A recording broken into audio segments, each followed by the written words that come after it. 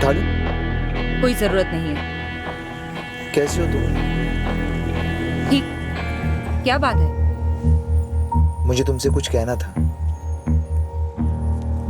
कल से तुम मेरा पीछा कर रहे हो ना? कल भी तुम मार्केट में थे। क्यों कर रहे हो मेरा पीछा? वही, मुझे तुमसे कुछ कहना है। क्या? मैं तुमसे शादी करना चाहता हूँ। क्या बकवास कर रहे हो तुम? तुम्हें दिखाई नहीं देता मैं शादीशुदा हूँ? दिखता है ना, पर तुम मुझे सपनों में दिखती हो, मेरे बाहों में दिखती हो, तुम मुझे हर जगह दिखती हो। मेरे लिए बनी हो तुम। अंजलि, बहुत पहले से मैं तुम्हारी जिंदगी में हूँ और तुम मेरी जिंदगी में। देखो, मेरा पीछा करना बंद कर दो। क्या हुआ निखिल? कल क्या है पूजा की क्लास में? क्या है? उसकी क्लास का स्पोर्ट्स डे है। अच्छा, बताया नहीं उसने मुझे। अरे बताया तो था 4 बार डिनर पर, तुमने सुना ही नहीं। कहाँ खोई रहती हो? कहीं नहीं। अंजलि, तुमने पूजा और राजू के स्कूल का एक भी इवेंट मिस नहीं करती हो। ध्यान से ही निकल गया निखिल। ध्यान से नहीं निकला है, तुम लॉस्ट हो, परेशान लग रही हो। अंजलि, क्या बात?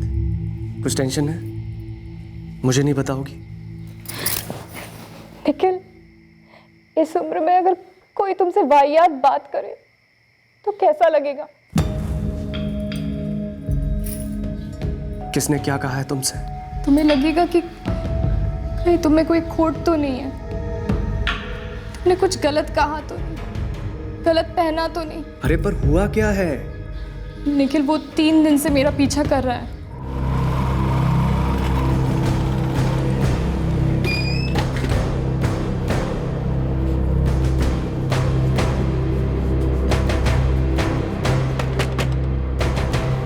मनीष यादव यहीं रहता है?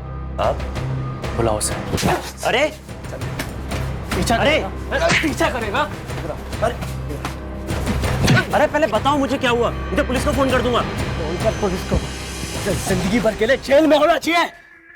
अंजलि जिंदगी भर मेरे दिल में रहने वाली है। अंजलि मेरी पत्नी है और ये आदमी उसके पीछे पड़ा है। मनीष, क्या कह रहा है ये? यार अंजलि मुझे बहुत पसंद है। तू पागल हो गया है क्या? शादी कोई पत्थर की लकीर नहीं है, साली जेल है जेल, जिसमें लोग कैद हो जाते हैं, जैसे कि मेरी अंजलि। चल, बकवास कर रहा। अरे जब तक इंसान को उसका सही पार्टनर नहीं मिल पाता ना, तब तक वो शादी के गलत बंधन में घुट घुट कर मर जाता है। ये आदमी पागल है। अभी फोन करता हूँ पुलिस को। एक चांस दो भैया, प्लीज एक चांस। मैं इसे समझाता हूँ, प्लीज। मैं आपके आगे हाथ जोड़ता हूँ, आप पुलिस को मत बुलाइए। अगर अगली बार मेरी बीवी के आसपास भी दिखा ना तो पुलिस को नहीं बुलाऊंगा, खुद मार डालूंगा इसे। मार्च 2016 में गृहिणी और 2 बच्चों की मां अंजलि राठौड़ का मर्डर उसी के घर के अंदर हुआ था। अंजलि का पति निखिल राठौड़ इस मर्डर में मुख्य संदिग्ध रहा था। क्यों मारा होगा निखिल ने अपनी पत्नी को? इस सवाल का जवाब इन्वेस्टिगेशन को कभी नहीं मिला। मर्डर का मोटिव और मर्डर कैसे हुआ, इसे एस्टैब्लिश करने के लिए इन्वेस्टिगेटिव टीम के हाथ कुछ नहीं लगा। अब 2 साल बाद अंजलि मर्डर केस फिर खुलने जा रहा है। केस में एक बहुत ही अहम कड़ी इन्वेस्टिगेशन से छूट गई थी। ट्रेनिंग के बाद ये मेरी पहली पोस्टिंग थी और सबसे पहले मैंने सारे अनसॉल्व केसेस की फाइलें मंगवाई और उन्हें स्टडी किया। इन केसेस में से ये एक केस था जो मुझे लगा दोबारा जांच होनी चाहिए इसमें।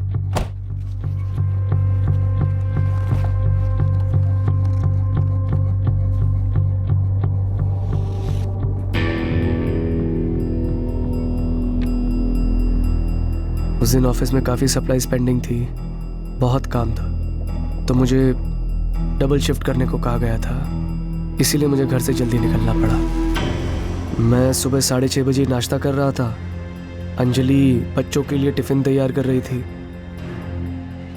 एग्जैक्ट टाइम तो याद नहीं, पर शायद 6:35 हुए होंगे जब मैं घर से निकला राजू और पूजा को लेकर उन्हें स्कूल बस तक छोड़ने के लिए।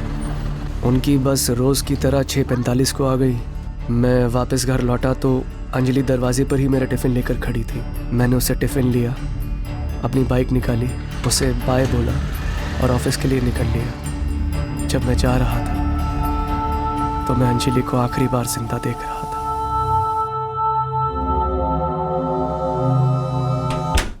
मैं घर पर खाना बना रही थी, कुछ 12:45 हुआ होगा जब अचानक मैंने राजू और पूजा की चिल्लाने की आवाजें सुनी। शांति आंटी, शांति आंटी, शांति आंटी, शांति आंटी, शांति आंटी। राजू, पूजा, क्या हुआ? मम्मी जमीन पर पड़ी आंटी। बहुत खून भी निकल रहा है आंटी। मैं तुरंत उनके साथ उनके घर गई। दोनों बच्चे बुरी तरह से हिले हुए थे। बच्चों ने कहा काफी खून बह रहा था। मैं घबराते हुए घर में दाखिल हुई। अंजलि बेडरूम में पड़ी हुई थी। लग नहीं रहा था कि जिंदा है। दिख रहा था उस पे वार हुए। काफी खून भी बहा था। बच्चों ने बताया था कि जब वो स्कूल से लौटे घर का दरवाजा पहले से खुला था। उन्होंने कहा कि रोज की तरह वो अंदर गए और अपनी माँ को ऐसे जमीन पर पड़ा देखा। मम्मा, देखो मैंने आज राजू भैया को फिर से हरा दिया रेस पे।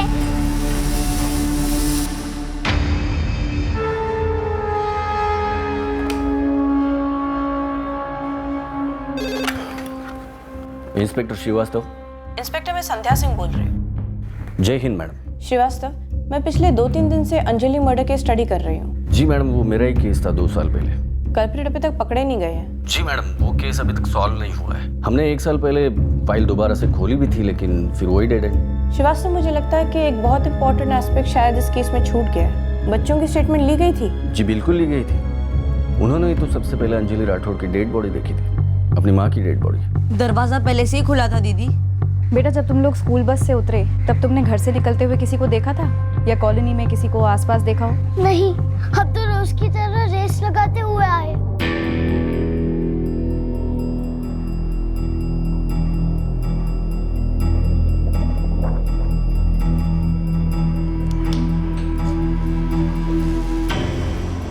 निखिल, जरा इन्हें पहनो और देखो घर में से क्या क्या गायब हुआ है। काफी कुछ चोरी हुआ देखो। जी नहीं, मैंने अंजलि की चिल्लाने की कोई आवाज नहीं सुनी। क्या आप सारी समय घर पर ही थी? जी हाँ। नहीं, मैं 1 सेकंड के लिए भी घर से बाहर नहीं गई थी और मैंने कोई चीख वीख भी नहीं सुनी। कुछ 20-1 हज़ार रुपए मैंने यहाँ रखे थे, वो अब नहीं है। ये मोबाइल अंजलि का है? जी। और कुछ गायब है? मंगलसूत्र, अंगूठी, झुमके। सुबह घर पे कोई आने वाला था क्या? कोई रिश्तेदार, कोई टेक्नीशियन, रिपेयर वगैरह के काम की थी? जी मुझे पता नहीं, मैं तो फैक्ट्री में था। यहाँ गोरखपुर में कोई ऐसा है क्या जिसका तुम्हारे घर पे आना जाना रहता हो? बस मेरा भाई करण यहाँ गोरखपुर में रहता है, और तो ऐसा कोई नहीं।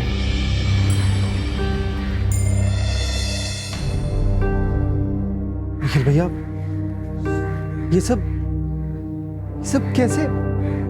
पता नहीं कैसे हो गया ये सब। सुबह अंजलि से मिलके निकला था और अब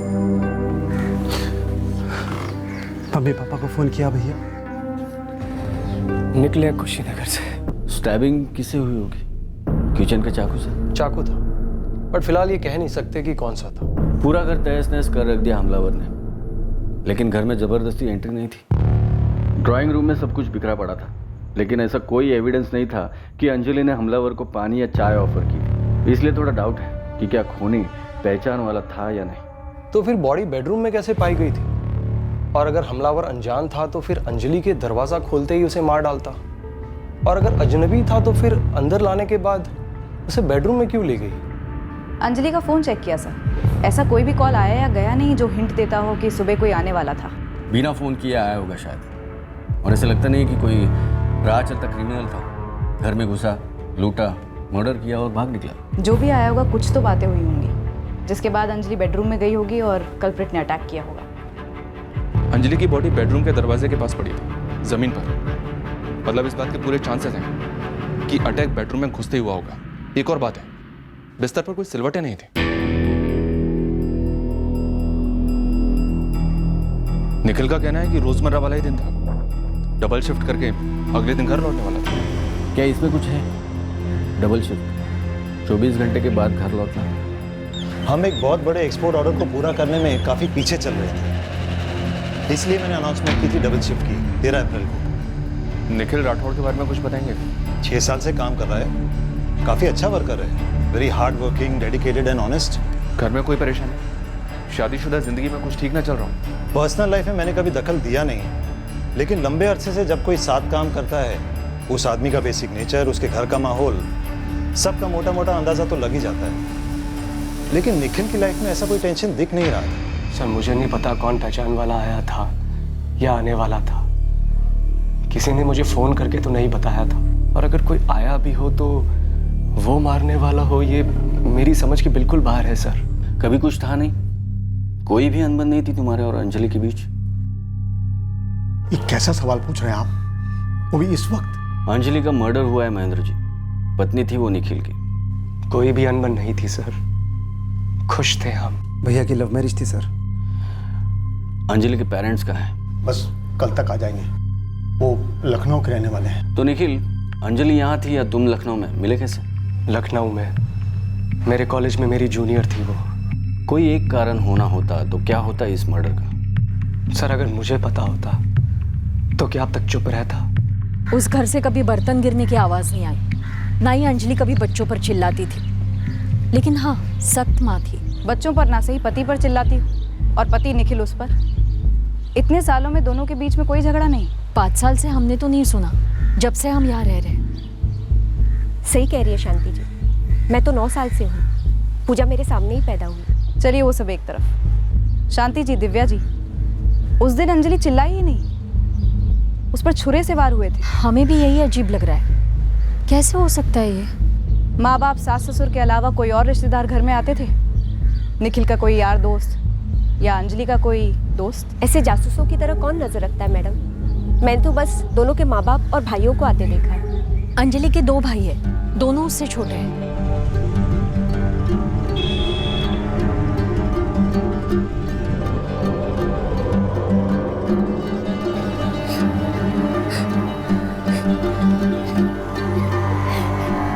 मेरा किराए का रूम है सर, नित्या विहार में। अपने भाई के साथ नहीं रहते हो? जी, निखिल की अपनी गृहस्थी थी और करण का अपना काम, इसलिए दोनों अलग रह रहे थे। जब 2 साल पहले मैं कुशीनगर से यहाँ गोरखपुर आया था तो 3 महीने के लिए भैया के साथ उनके घर पर ही था। और इसके बाद भी जब भी मेरे मकान की लीज खत्म होती थी तो नया मकान मिलने तक मैं भैया के साथ ही रुकता आया हूँ। अंजलि का अपने घर वालों के साथ, अपने भाइयों के साथ कैसे रिश्ते थे? अच्छे थे सर, इकलौती बहन थी दोनों भाइयों की।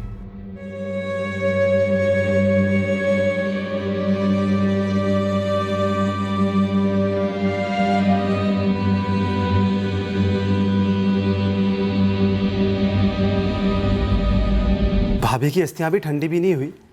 भैया टूट चुके हैं, बच्चों का रो रो के बुरा हाल है, और आप सर कभी भाभी के अफेयर के बारे में पूछ रहे हैं, कभी भैया के अफेयर के बारे में पूछ रहे हैं। अफेयर्स के बारे में नहीं पूछता, अभी सीधा सवाल पूछता हूं।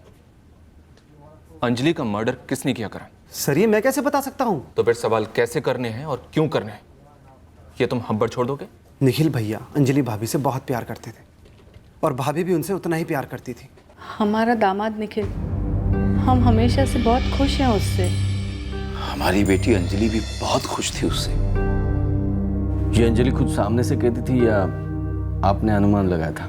मैं अपनी बेटी की शक्ल देखकर ही जान लेता था, उसे कुछ अलग से कहने की जरूरत नहीं थी। सर 2 प्यारे बच्चे थे उसके। निखिल का काम भी बहुत अच्छा चल रहा था, बिल्कुल हंसता खेलता परिवार था। पूरे 13 साल हो गए थे दीदी की शादी को, लेकिन मैंने कभी दीदी की आंखें नम नहीं देखी, कभी चेहरा लटका तक नहीं देखा उनका। और जो सवाल आप हमसे पूछ रहे हैं उसका जवाब ना है। हमें निखिल जीजा जी पर कोई शक नहीं है। कुल मिलाकर 1.25 लाख की वैल्यू की चोरी हुई है विशाल और कृष्णा, और तुम्हारी दीदी को बेडरूम में मारा। कातिल घंटी बजाकर घर में घुसा और तुम्हारी दीदी चिल्लाई तक नहीं। मैम हमारे परिवार में पहली बार इतना भयंकर कुछ हुआ है, हम झेल भी नहीं पा रहे। और ऐसी कंडीशन में आप हमसे क्या उगलवाने की कोशिश कर रहे हैं? क्या चाहती हैं कि हम बिना मतलब के जीजा जी का नाम ले लें? सर आपने पहले भैया पर शक किया और अब मुझ पर भी। मैंने सीधा सवाल पूछा तुमसे, कहाँ थे तुम?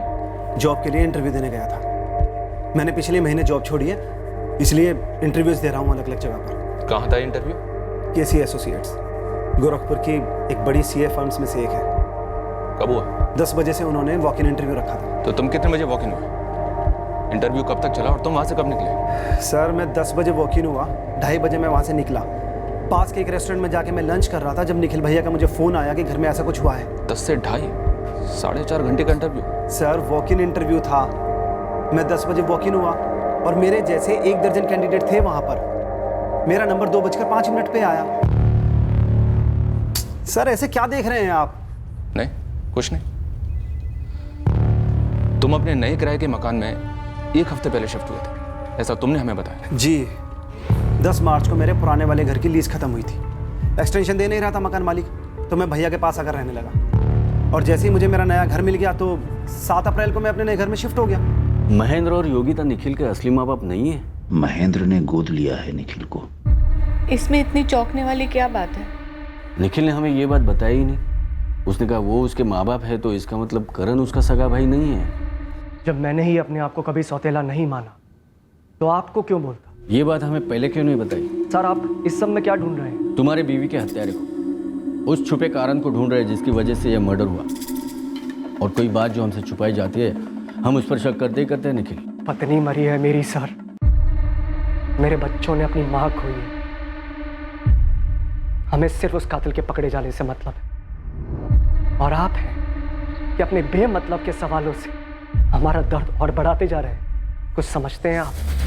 इस दर्द से गुजर रहे हैं हम इस वक्त। पिछले 4 दिनों में निखिल हमने इलाके के 23 छटे हुए हिस्ट्री शीटर्स को तोड़ा है, और इस वक्त और 4 से सख्त पूछताछ हो रही है। और हमारा शक और भी बढ़ते जा रहा है कि ये मर्डर किसी हिस्ट्री शीटर ने नहीं किया है।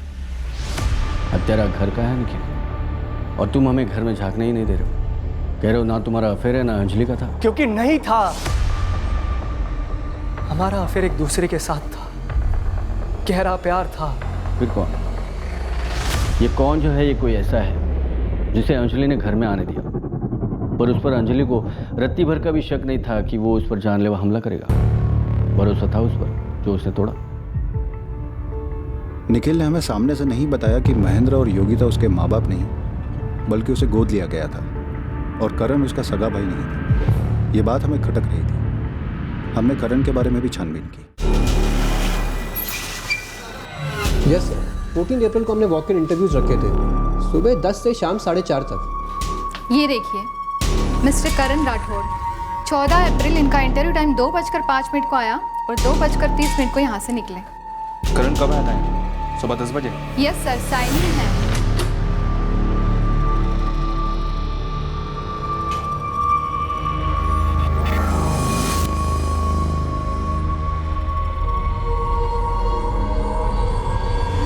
सर ये उसकी भाभी के मर्डर का मामला है, राइट? राइट। दरअसल करण सेलेक्ट हुआ इस जॉब के लिए।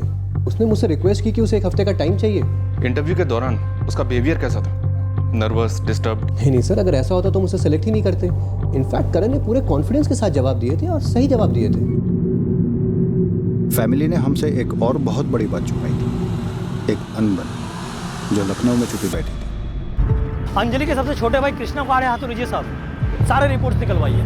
जमीन का माजरा है इनके बीच। पर क्या कृष्णा ने अंजलि को मरवाया? ये तो पता नहीं साहब, लेकिन लखनऊ का हमका एक पड़ोसी बोला कि अंजलि कृष्णा के रास्ते में आ रही थी। कृष्णा एक बिजनेस शुरू करना चाह रहा था उनके एक जमीन को बेचकर। अब ये बहुत हो रहा है। अब आप हमारी फैमिली में कातिल ढूंढ रहे हैं। मेरा सवाल सिर्फ ये है, क्या अंजलि और कृष्णा के बीच जमीन को लेकर कोई रंजिश थी? मेहरबानी करके रंजिश वंजिश की बात मत कीजिए। हाँ, एक मुद्दे को लेकर मतभेद था। और ये मतभेद मेरे और कृष्णा के बीच भी था। मैं भी जमीन बेचने के खिलाफ था। अरे दीदी, पापा भी अग्री है। मैं आपका और विशाल का 1 पैसा टच नहीं करूंगा। आपका हिस्सा आपका ही होगा। कृष्णा, तुम समझ नहीं रहे हो मेरी बात।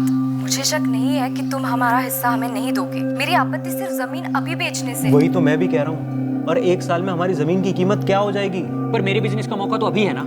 एक बार हाथ से गया तो अगले साल नहीं आएगा, और अगले साल तो दूर की बात, फिर कभी नहीं आएगा। तो क्या करें? मैं तो ना कह रही हूँ बेचने के लिए। ठीक है तो मत बेचिए, बस आप और विशाल मुझे लोन दे दीजिए मेरे बिजनेस के लिए, और अगले साल जब आप उस जमीन को 2 गुनी कीमत पर बेचोगे तो अपने अपने लोन का पैसा काट लेना मेरे हिस्से में से। कृष्णा, गलत बात। ये तो तुम सर पे बैठकर अपनी मर्जी चला रहे हो भाई। दीदी ये बात मैं भी बोल सकता हूँ कि तुम दोनों मिलकर मेरे बिजनेस प्लान को नाकाम कर रहे हो, साजिश कर रहे हो मेरे खिलाफ। ठीक है, लेकिन इन्हें करने दो जो ये करना चाहते हैं। मैं भी वही करूंगा जो मेरे लिए सही है। फिर मुझे मत कहना। सर वो कोई धमकी नहीं थी। मेरा मतलब था मार्केट से लोन उठाना ज्यादा इंटरेस्ट पर, लेकिन मैं कोई मर्डर वर्डर की नहीं सोच रहा था। ये तो तुम अब कह रहे हो, जबकि तुम्हारी दीदी का मर्डर हो चुका है। सर मेरी अपनी दीदी थी, अपनी दीदी। उनको मारने से पहले मैं खुद मर जाता। Please sir, please. ये कोई इनसाइड जॉब नहीं है जैसा कि आप सोच रहे हैं। मैं जानता हूं कि आप लोगों को फ्रस्ट्रेशन के कातिल नहीं मिल पा रहा, मगर इसका मतलब ये तो नहीं होगा ना कि उसकी फ्रस्ट्रेशन आप मेरे फैमिली मेंबर्स पे निकालेंगे। कृष्णा थोड़ा गर्म दिमाग का है, लेकिन मैं अपने भाई को बहुत अच्छी तरह जानता हूँ सर। मुझसे ज्यादा लाड तो अंजलि ने किया है कृष्णा को। सबसे छोटा जो है। और सर आपको ये भी बता दूं कि मेरी दीदी खुद मेरे लिए लोन का इंतजाम कर रही थी। और वैसे भी विशाल भी तो जमीन बेचने के खिलाफ था ना, तो इसका मतलब अगला नंबर उसका होता। ऐसा होना भी कोई नई बात नहीं है। सर आप कातिल ढूंढ रहे हैं या बकरा? निखिल राठौड़, अंजलि राठौड़, करण राठौड़, विशाल सिंह और कृष्णा सिंह, इन सभी के कॉल रिकॉर्ड स्कैन किए। कोई भी कॉल नहीं है इनके कॉल रिकॉर्ड्स में जिस पर शक किया जा सके। और दोनों परिवारों में से भी कोई किसी पर शक नहीं कर रहा है। क्या हम लोग इनसाइड जॉब पर कुछ ज्यादा ही फोकस कर रहे हैं? हो सकता है ये कोई रैंडम क्रिमिनल था। तो फिर उसके भी कोई सुराग होने चाहिए। हमने कितने हिस्ट्री शीटर्स को तोड़ा है, पूरे यूपी के जोरियों को खंगाला, मगर हाथ कुछ नहीं लगा। और ये अगर राह चलता क्रिमिनल होता शायद गोरखपुर के बाहर का, तो फिर वो यही हाउसिंग कॉलोनी की इसी एक घर की डोरबेल क्यों बजाता?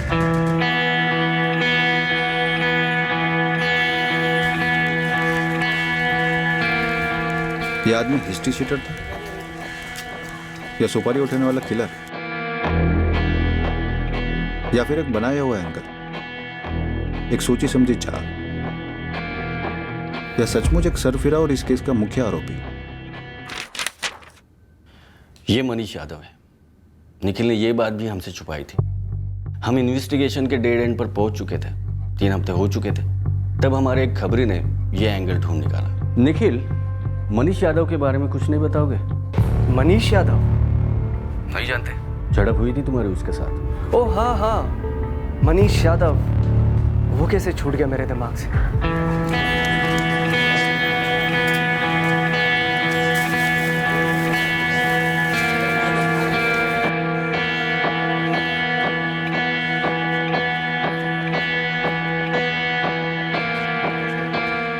उठा ली? कोई जरूरत नहीं है। कैसे हो तुम? ठीक। क्या बात है? मुझे तुमसे कुछ कहना था। कल से तुम मेरा पीछा कर रहे हो ना? कल भी तुम मार्केट में थे। क्यों कर रहे हो मेरा पीछा? वही, मुझे तुमसे कुछ कहना है। क्या? मैं तुमसे शादी करना चाहता हूँ। क्या बकवास कर रहे हो तुम? तुम्हें दिखाई नहीं देता मैं शादीशुदा हूँ? दिखता है ना, पर तुम मुझे सपनों में दिखती हो, मेरे बाहों में दिखती हो, तुम मुझे हर जगह दिखती हो। मेरे लिए बनी हो तुम। अंजलि, बहुत पहले से मैं तुम्हारी जिंदगी में हूँ और तुम मेरी जिंदगी में। देखो, मेरा पीछा करना बंद कर दो।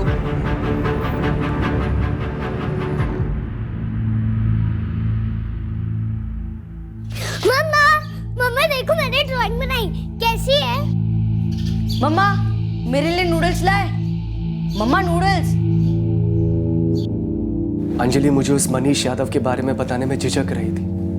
मुझे उससे वो बात निकलवानी पड़ी थी। क्या हुआ निखिल? कल क्या है पूजा की क्लास में? क्या है? उसकी क्लास का स्पोर्ट्स डे है। अच्छा, बताया नहीं उसने मुझे। अरे बताया तो था 4 बार डिनर पर, तुमने सुना ही नहीं। कहाँ खोई रहती हो? कहीं नहीं। अंजलि, तुमने पूजा और राजू के स्कूल का एक भी इवेंट मिस नहीं करती हो। ध्यान से ही निकल गया निखिल। ध्यान से नहीं निकला है, तुम लॉस्ट हो, परेशान लग रही हो। अंजलि, क्या बात? कुछ टेंशन है? मुझे नहीं बताओगी? निखिल, इस उम्र में अगर कोई तुमसे वाहियात बात करे तो कैसा लगेगा? किसने क्या कहा है तुमसे? तुम्हें लगेगा कि कहीं तुम्हें कोई खोट तो नहीं है, तुमने कुछ गलत कहा तो नहीं, गलत पहना तो नहीं। अरे पर हुआ क्या है? निखिल, वो 3 दिन से मेरा पीछा कर रहा है।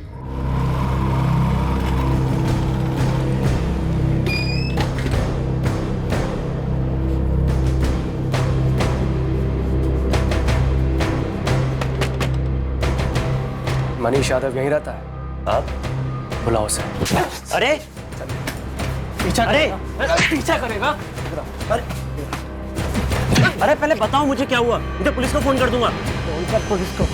जिंदगी भर के लिए जेल में होना चाहिए। अंजलि जिंदगी भर मेरे दिल में रहने वाली है। अंजलि मेरी पत्नी है और ये आदमी उसके पीछे पड़ा है। मनीष, क्या कह रहा है ये? यार अंजलि मुझे बहुत पसंद है। तू पागल हो गया है क्या? शादी कोई पत्थर की लकीर नहीं है, साली जेल है जेल, जिसमें लोग कैद हो जाते हैं, जैसे कि मेरी अंजलि। चल, बकवास कर रहा। अरे जब तक इंसान को उसका सही पार्टनर नहीं मिल पाता ना, तब तक वो शादी के गलत बंधन में घुट घुट कर मर जाता है। ये आदमी पागल है। अभी फोन करता हूँ पुलिस को। एक चांस दो भैया, प्लीज एक चांस। मैं इसे समझाता हूँ, प्लीज। मैं आपके आगे हाथ जोड़ता हूँ, आप पुलिस को मत बुलाइए। अगर अगली बार मेरी बीवी के आसपास भी दिखा ना तो पुलिस को नहीं बुलाऊंगा, खुद मार डालूंगा इसे। पर सर ये तो 2 महीने पुरानी बात है, उसके बाद से तो कभी कुछ नहीं हुआ। हुआ नहीं या अंजलि ने तुमसे कुछ कहा नहीं? सर अगर कुछ हुआ होता तो वो मुझे जरूर बताती। काश तुमने भी हमसे शुरुआत में ही कहा होता। मनीष को भाग जाने का इतना वक्त नहीं मिलता। मनीष यादव की बात छुपाई गई थी या ये बात छूट गई थी, इस बारे में भी हमें डाउट था। मनीष को हमने पटना में ढूंढ निकाला, यहाँ कुछ अलग ही कहा। मनीष यादव 14 अप्रैल को अंजलि का मर्डर करके 16 तारीख को गोरखपुर से हवा हो गया। सर जब अंजलि रही नहीं तो मैं वहां रहकर क्या करता सर? छीन लिया अंजलि को मुझसे उस निखिल राठौड़ ने। ए साइको लवर, यहाँ मैं अपने पे उतरा ना तो खोल के रख दूंगा तुझे। सर उससे अच्छा मुझे मार ही दो ना। जिसके प्यार का मर्डर हो गया वो जीकर भी क्या करेगा सर? अगर सच्चे आशिकी पर उसके माशूका का मर्डर का इल्जाम लगे तो वो जीते जी मर जाएगा ना सर। हमारा मिलना लिखित था, सब लिखित था, जैसे लिखा था वैसे ही हुआ सर। भैया वो 4 पैकेट्स वेफर्स के दे दीजिए। सॉरी बहन जी, वो आखिरी के 4 पैकेट बचे हुए थे, किसी और ने ले लिए। बस 10 मिनट में मंगा के देता हूँ। नहीं भैया उतना टाइम नहीं है मेरे पास, किसी और दुकान में भी नहीं मिल रहा है। आप रहने दीजिए। मैम ये मैंने खरीदी है, लेकिन आप लीजिए, मैं बाद में खरीद लूँगा। सच में? जी लीजिए। Thank you so much. दरअसल ये मेरे बच्चों के लिए है, उनको क्लास से पिक करना है ना, लेट हो रही हूँ। लिखित था, सब ऊपर से लिखित था, हम इस तरह मिलेंगे। उसकी वो स्माइल, उसकी वो खुशी, पहले मुलाकात के बाद नियति ने हमारी दूसरी मुलाकात भी करवा दी, वो भी तुरंत। ऑटो रिक्शा का इंतजार कर रही थी। अरे क्या हुआ, ऑटो नहीं मिल रही है क्या? जी आपने कहा था आपके बच्चों को क्लास से पिकअप करना है। जी लेट हो रही हूँ मैं। कोई बात नहीं, मैं छोड़ देता हूँ। अरे नहीं आप इस तरफ जा रहे हैं, बच्चों की क्लास उस तरफ है। नहीं मैम मुझे लेट नहीं हो रहा है, आप बैठिए ना, मैं छोड़ देता हूँ।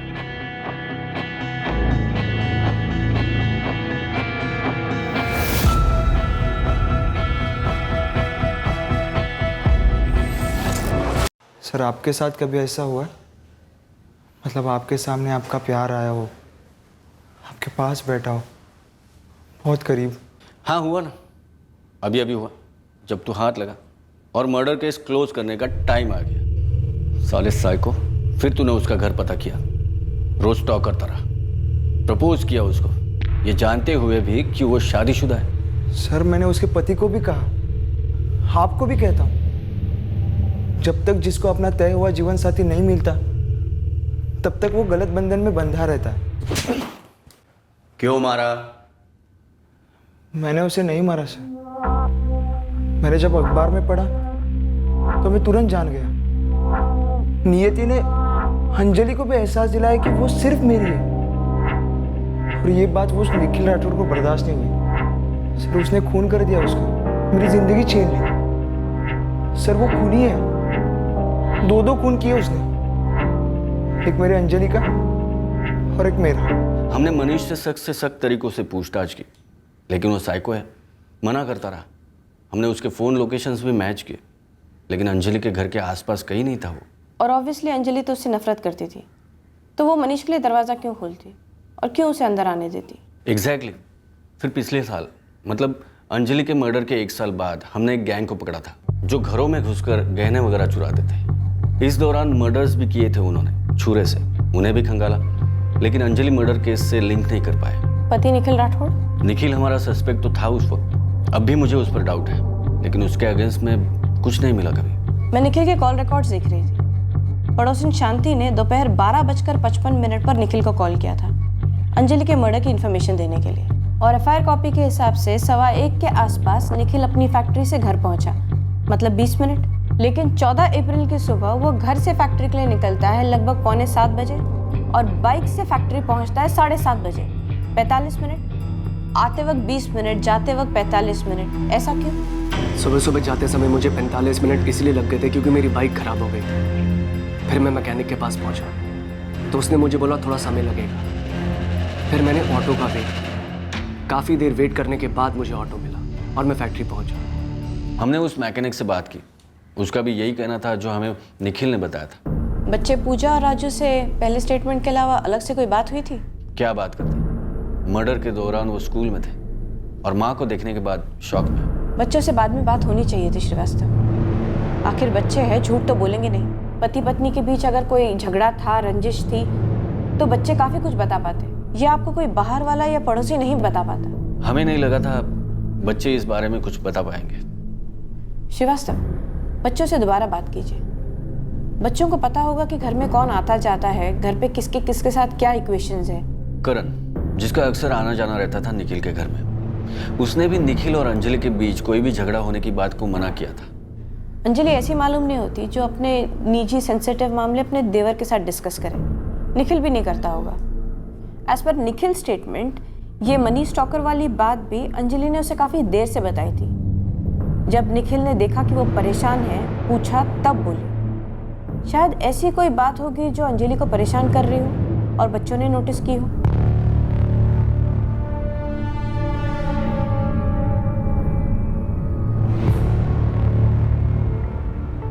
ये 2 साल राजू और पूजा के लिए बड़े मुश्किल निकले हैं। मैंने एक भी बार उनकी माँ के बारे में उनसे बात नहीं की है। मैं नहीं चाहता कि राजू और पूजा फिर से वो दिन याद करें। उन्होंने अपनी माँ को खून से लथपथ देखा था, बहुत गहरा सदमा लगा था उन्हें। बड़ी मुश्किल से उन्हें उससे बाहर ला पाया हूँ। मैं समझ सकता हूँ निखिल, लेकिन उनकी माँ के हत्यारे आज भी आज़ाद हैं। जानता हूँ सर, और मैं खुद चाहता हूँ वो पकड़ा जाए, मगर मैं ये नहीं चाहता कि राजू और पूजा फिर से वो दिन याद करें। मतलब तुम नहीं चाहते कि अंजलि के हत्यारे पकड़े जाए? बच्चे उस हत्यारे को नहीं जानते हैं सर, उन्हें कैसे पता होगा? और अगर पता होता तो आपको पहले नहीं बता देते। निखिल, वो शायद अब कुछ बोले, उस वक्त काफ़ी सदमे में थे। हमने भी उनसे कुछ बात नहीं की थी। अब हम दोबारा से उनसे पूछेंगे और हम पूरी केयर लेंगे, उन्हें कोई तकलीफ, कोई सदमा ना लगे। बात तब करनी चाहिए थी 2 साल पहले, पर अब तो करनी ही पड़ेगी।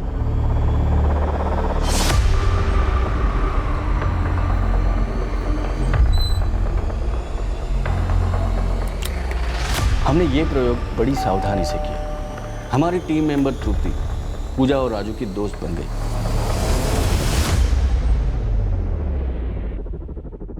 वो रोज उन्हें मिलती, उनके स्कूल के होमवर्क प्रोजेक्ट में हेल्प करने लगी। कुछ ही दिनों में ऐसा मेलजोल बन गया उन तीनों के बीच कि बच्चे तृप्ति के साथ खुलकर बातें करने लगे।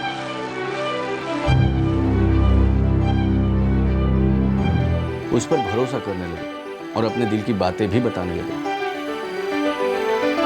राजू अपनी क्लास में किसी लड़की को लाइक करता है, उसकी बर्थडे पर उसे केक देना चाहता है। अब मैं कोशिश में हूँ कि मैं किस तरह उसकी मदद करूँ। तृप्ति, अब मुद्दे पर आने का वक्त आ गया है। तृप्ति, मुश्किल तो होगा, पर क्या करें, करना तो पड़ेगा, और जल्दी। हमें पता करना होगा कि क्या वो ऐसा कुछ जानते हैं जो हमें हत्यारे तक पहुंचा सके। जी सर। तुमने निखिल में कोई बात नोटिस की, कोई हड़बड़ाहट, डर, कुछ भी? एक्चुअली नहीं सर। अगली मीटिंग में पूछ लो बच्चों से कि क्या उनके माँ बाप के बीच में कोई टेंशन थी। हमें नहीं पता था कि मर्डर के 2 साल बाद हम ये जो कोशिश कर रहे थे, इसका कोई ठोस फायदा होने वाला था या नहीं।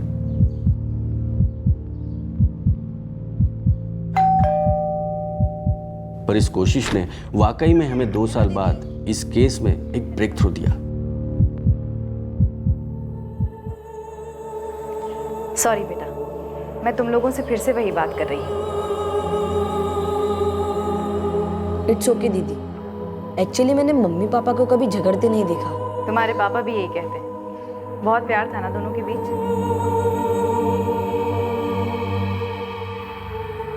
लेकिन एक बार ना दीदी, मैंने मम्मी को रोते हुए देखा था रात को। पूजा और मैं सो रहे थे जब मैंने जोर से दरवाजा बंद करने की आवाज सुनी। मम्मी पापा के रूम का दरवाजा था वो।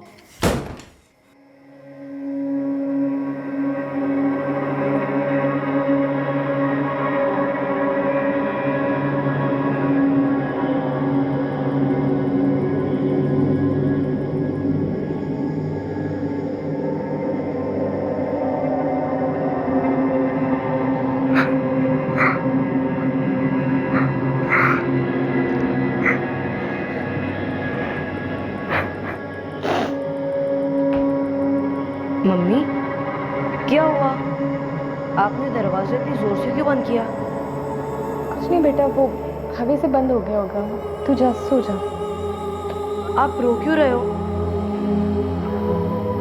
कुछ नहीं बेटा, वो मुझे पापा की याद आ रही थी ना, इसीलिए आंसू आ गए। तुम जाओ, सो जाओ। तुम्हें लगा मम्मी झूठ बोल रही थी? याद करके बता सकते हो बेटा, ये कब की बात है? मम्मी की डेथ के कुछ दिन पहले, 5-6 दिन पहले, मे भी 7 दिन पहले।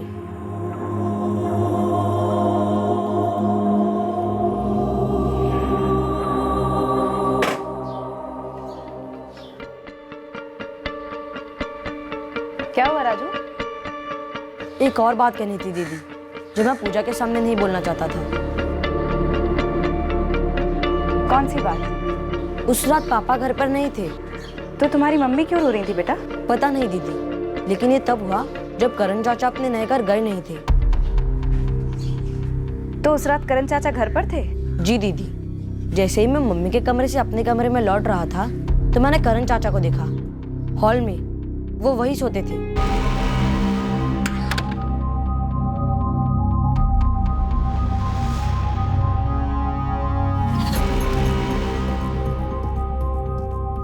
और दूसरी सुबह तुम्हारे करण चाचा अपने नए घर चले गए थे? जी, लेकिन मुझे नहीं पता उस रात क्या हुआ था दीदी।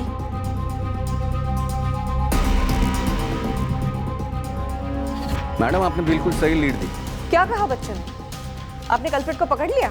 जी हाँ, 2 साल पहले उसे पकड़ लेना चाहिए था।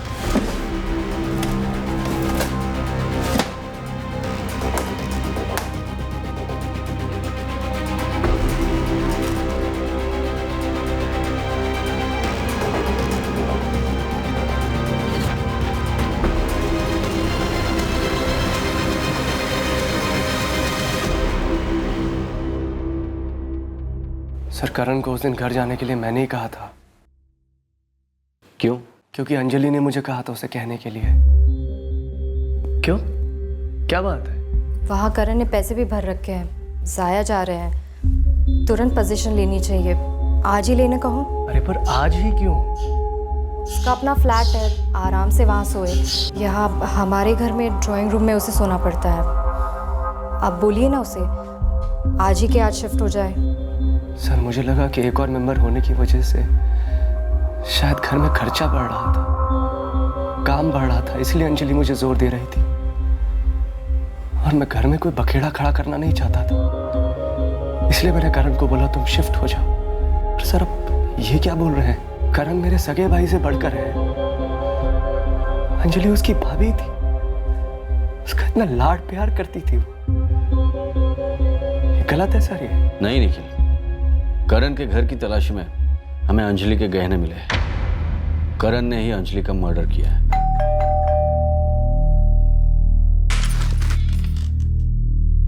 निखिल घर पर नहीं है। मैं भैया से मिलने नहीं आया हूँ भाभी। मत कहो मुझे भाभी और मत कहो उन्हें भैया। सॉरी अंजलि, अंदर तो आने दो। माफी मत मांगो, तुम बस चले जाओ यहाँ से और फिर कभी यहाँ मत आना। ना, माफी मांगने आया हूँ, माफी लेकर जाऊंगा। मैं हमेशा के लिए यहाँ से दूर चला जाऊंगा, कभी लौट कर नहीं आऊंगा। लेकिन जो मैंने किया है उसकी शर्म में मैं जी नहीं पाऊंगा। प्लीज मुझे माफ कर दो। मेरे माफी देने से ना तो तुम्हारी शर्म कम होगी, ना ही तुम्हारा गुनाह। तुमने जो कुछ भी किया है ना, वो माफी के काबिल नहीं। तुम जाओ यहाँ से। तुम इंटरव्यू के लिए 10 बजे पहुंचे थे केसी एसोसिएट्स में। एक ही समय 2 जगह कैसे थे? मुझे डर था कि मेरी भाभी एक ना एक दिन भैया को सब कुछ बता देगी, फिर मेरे और निखिल भैया के सारे रिश्ते टूट जाते, मेरी थू होती। मतलब तू अंजलि को मारने के इरादे से ही वहां गया था? पूरी प्लानिंग मर्डर की थी? जी।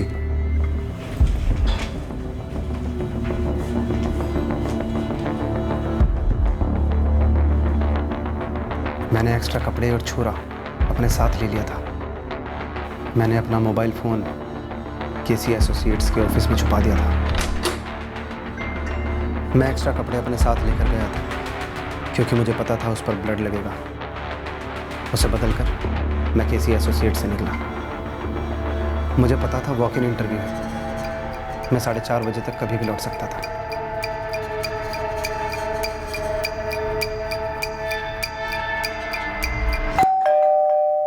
अपनी भाभी की तरफ तुम्हारा गलत इरादा उसी एक रात को अचानक तो उभरा नहीं होगा। पहले भी कोशिशें की होगी तुमने। जवाब दो करण। मैं वो क्या मैं क्या तुम उस मौके का इंतजार कर रहे थे कि कब तुम्हारा भाई काम से बाहर होगा, घर पर नहीं होगा, ताकि तुम कुछ कर सको?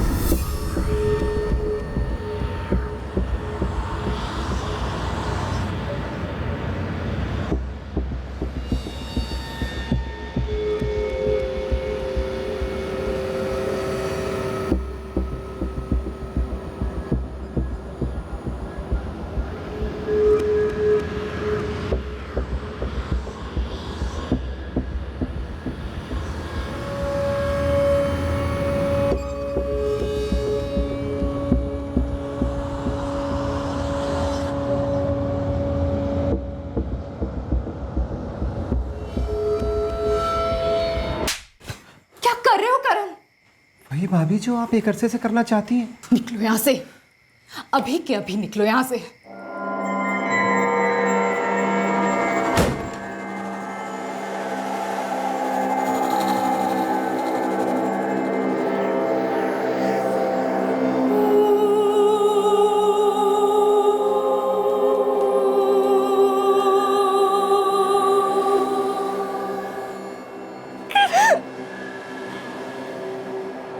कितनी भीख मांगी थी मैंने माफी की। मानता हूं कि मैंने लाइन क्रॉस की थी, लेकिन मैं ये नहीं चाहता था कि किसी को भी इस बात का पता लगे। मैं बहुत डरा हुआ था और शर्मिंदा भी। मेरे माफी देने से ना तो तुम्हारी शर्म कम होगी, ना ही तुम्हारा गुनाह। तुमने जो कुछ भी किया है ना, वो माफी के काबिल नहीं। तुम जाओ यहां से।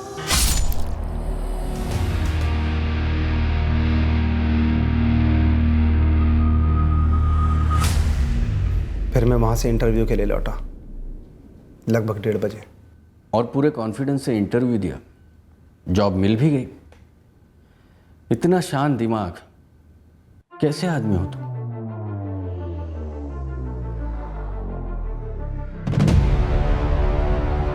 अंजलि ने मुझे एक बार बताया होता तो मैं करण को अपने घर से ही नहीं, अपनी जिंदगी से भी निकाल देता। 2 साल तक मैं ये सोचता रहा, कौन हो सकता है, किसने मारा है अंजलि को। लेकिन ये कभी नहीं सोचा था कि करण, मेरा भाई, मेरे सगे भाई से भी बढ़कर उसने। हम चूके मैडम, हमने करण वाला एंगल को डिटेल में टटोला नहीं। बहुत बड़ी मिस्टेक हुई हमसे। होता है श्रीवास्तव। एटलीस्ट अब ये केस अनसॉल्व नहीं रहेगा। जल्द से जल्द चार्जशीट फाइल कीजिए। अब ट्रायल में देरी नहीं होनी चाहिए। जी मैम। तृप्ति, तुम खुद जाकर बच्चों को दे आती, उनको अच्छा लगता है। नहीं सर, ऐसे ही ठीक है, उनके लिए भी और मेरे लिए भी। बाहरी दुनिया के खतरे से घर पर घात लगाए बैठा खतरा ज्यादा खतरनाक साबित हुआ। एक ऐसा खतरा जिसकी गंभीरता को अंजलि ने कभी भापा नहीं और जिसके होने की निखिल को भनक तक नहीं थी। खामोशी अक्सर ऐसे खतरों को हवा देती है, हिम्मत देती है। गलत करने वाला भले सबसे करीबी इंसान हो, उसे गलती का एहसास दिलाना जरूरी है। हाँ, आसान नहीं होता, कई और जिंदगियों के बिखरने की संभावना भी होती है, लेकिन चुप रहने से न खतरा टलता है न जिंदगी संवरती है।